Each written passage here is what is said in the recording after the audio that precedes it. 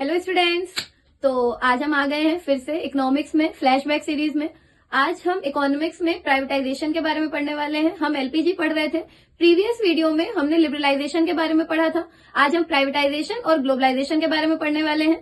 तो आज के वीडियो में हम दो टॉपिक कवर करेंगे, एक है प्राइवेटाइजेशन और उसके फीचर्स और दूसरा है ग्लोबलाइजेशन और उसके फीचर्स। तो चलिए ज्यादा समय बर्बाद नहीं करते हैं और वीडियो शुरू करते हैं। आ जाइए। Privatisation, it is the process of opening the public sector units for private participation. It also means the withdrawal of the state from an industry either partially or fully. Privatisation का मतलब है कि public sector unit से private sector को में convert करना और private sector का पार्टिसिपेशन बढ़ाना, इसे ही हम प्राइवेटाइजेशन बोलते हैं। It also means the withdrawal, इसका मतलब है कि स्टेट किसी भी इंडस्ट्री में अगर स्टेट का या सेंट्रल गवर्नमेंट का पार्शियली या फुल्ली कंट्रोल है तो वो कंट्रोल हटाना और पूरा का पूरा कंट्रोल प्राइवेट सेक्टर के हैंडओवर करना, इसे ही हम प्राइवेटाइजेशन कहते हैं। इसी का मतलब होता है प्राइवेटाइजेशन। अब हम देखते हैं प्राइवेटाइजेशन के क्या क्या फीचर्स हैं। तो नंबर 1 है improve the financial condition of the government. सबसे पहले तो जो प्राइवेटाइजेशन होता है उससे गवर्नमेंट की फाइनेंशियल कंडीशन बहुत ज्यादा इम्प्रूव हो जाती है, क्योंकि गवर्नमेंट इतना ज्यादा प्रॉफिट गेन के लिए वर्क नहीं कर सकती। क्योंकि नॉर्मल सी बात है, अगर गवर्नमेंट काम कर रही है तो वो पहले उसका जो मेन मोटिव होता है वो होता है इकोनॉमी को सर्व करना। तो वो इकोनॉमी को सर्व करती है तो वो फाइनेंशियल गेन के लिए काम नहीं करती और उसकी फाइनेंशियल कंडीशन उससे अच्छी नहीं रहती है। इसलिए प्राइवेट सेक्टर से उसकी फाइनेंशियल कंडीशन इंप्रूव होती है। Next is raise funds through disinvestment. Government अपने बहुत सारी जगह पर जहां पे वो इन्वेस्टमेंट करते हैं वहां से डिसइन्वेस्टमेंट करके अपनी फंडिंग रेज कर सकते हैं। मतलब पैसा उनके पास आ जाएगा तो उनकी फंडिंग बढ़ जाएगी, तो वो इस तरीके से फंडिंग रेज करवा सकते हैं। रिड्यूसेस द वर्कलोड, वर्कलोड बहुत हद तक कम हो जाता है क्योंकि सारा का सारा काम अगर पब्लिक सेक्टर कर रहा है तो काम ज्यादा है। अब वो काम को डिवाइड कर देते हैं, प्राइवेटाइजेशन कर दिया, प्राइवेट सेक्टर का पार्टिसिपेशन अलाउ कर दिया, तो नॉर्मल सी बात है कि जो काम है वो डिवाइड हो गया और अब प्राइवेट सेक्टर भी वही काम प्रोवाइड करेगा। Next is better goods and services. ये तो हम सबको पता है कि प्राइवेट सेक्टर बेटर गुड्स और सर्विसेज प्रोवाइड करता है, तो प्राइवेट सेक्टर से बहुत अच्छे गुड्स और सर्विसेज मिलते हैं। अगर हम एग्जांपल की बात करें तो आप गवर्नमेंट चीजों को देख लीजिए और प्राइवेट सेक्टर को देख लीजिए, बहुत ज्यादा फार बेटर फैसिलिटीज आपको प्रोवाइड करता है private sector as compare to government sector. Last is healthy competition. और प्राइवेट सेक्टर के आ जाने से गवर्नमेंट के साथ पहले पब्लिक सेक्टर का कोई कॉम्पिटिशन नहीं था। ऑल दो पब्लिक सेक्टर से तो आज भी कोई कॉम्पिटिशन नहीं है, but still there exist some competition between public and private sector. तो कुछ ना कुछ कॉम्पिटिशन तो होता है, तो वो हेल्दी कॉम्पिटिशन है।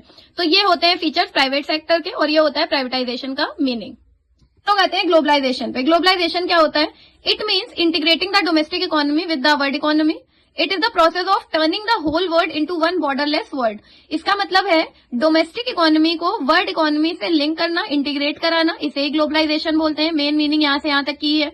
और ये प्रोसेस होता है पूरे वर्ल्ड को एक बॉर्डरलेस वर्ल्ड में टर्न करने का, कन्वर्ट करने का, इसे ही हम ग्लोबलाइजेशन बोलते हैं। क्योंकि सारी कंट्रीज एक दूसरे के साथ ट्रेड करती है तो एक बॉर्डरलेस वर्ल्ड बन जाता है ग्लोबलाइजेशन के थ्रू। तो ये होता है ग्लोबलाइजेशन। अब हम देखते हैं इसके फीचर्स क्या क्या है। First is adopt new and flexible methods. नए नए मेथड्स आते हैं, फ्लेक्सिबिलिटी आती है काम में, क्योंकि जब ग्लोबलाइजेशन होता है तो हम नई टेक्नोलॉजी अडॉप्ट करते हैं, हम नए नए आइडियाज अडॉप्ट करते हैं, नए नए इनोवेशंस करते हैं।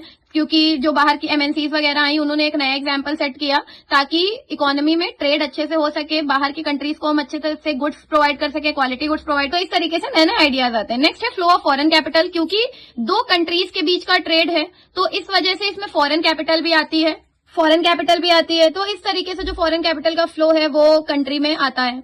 क्वालिटी ऑफ गुड्स, हमें बेस्ट क्वालिटी प्रोडक्ट मिलते हैं क्योंकि हम अच्छी टेक्नोलॉजी इस्तेमाल करते हैं। जो भी अदर कंट्रीज में यूज हो रहा है हम वो टेक्नोलॉजी लाते हैं, हम वो टेक्नोलॉजी इस्तेमाल करते हैं। अगर हमारी कंट्री में कुछ अच्छा हो रहा है तो दूसरी कंट्रीज में अडेप्ट किया जाता है, तो इस तरीके से हमको क्वालिटी गुड्स मिलते हैं। नेक्स्ट है accelerate the rate of human development. और ग्लोबलाइजेशन के आने के बाद में लोगों का लिविंग स्टैंडर्ड बहुत ज्यादा इंप्रूव हुआ है। लोगों ने बहुत सारी चीजें अच्छी अडॉप्ट करी हैं जिससे उनका लिविंग स्टैंडर्ड बढ़ा है, इसलिए ह्यूमन डेवलपमेंट का रेट हाई हुआ है, ह्यूमन डेवलपमेंट बहुत हद तक बढ़ा है। नेक्स्ट है free flow of trade. Free trade हो गया है। फ्री ट्रेड का मतलब फ्री कॉस्ट ऑफ ट्रेड नहीं है, इसका मतलब है free flow of trade, goods और सर्विसेज फ्रीली एक कंट्री से दूसरी कंट्री, जिसका मेन एग्जांपल है एक्सपोर्ट इंपोर्ट। हम एक्सपोर्ट इंपोर्ट बहुत इजीली, बहुत अच्छे से कर पाते हैं बिकॉज ऑफ ग्लोबलाइजेशन। अगर ग्लोबलाइजेशन नहीं आया होता तो हम शायद एक्सपोर्ट और इंपोर्ट नहीं कर पाते। इकोनॉमी में फ्री फ्लो है गुड्स एंड सर्विसेज का, तो ये सब ग्लोबलाइजेशन की वजह से है। तो ये हो गए ग्लोबलाइजेशन के फीचर्स और ये हो गई ग्लोबलाइजेशन की मीनिंग। तो स्टूडेंट्स, ये था आज का वीडियो प्राइवेटाइजेशन और ग्लोबलाइजेशन के बारे में। आई होप आपको अच्छे से समझ आ गया होगा। अपनी अपनी बुक से इन डिटेल अच्छे से रीड करिए। कोई भी डाउट है तो मुझे कमेंट सेक्शन में बताइए। वीडियो को लाइक करिए, दोस्तों के साथ शेयर करिए और चैनल को सब्सक्राइब करिए। Thank you so much.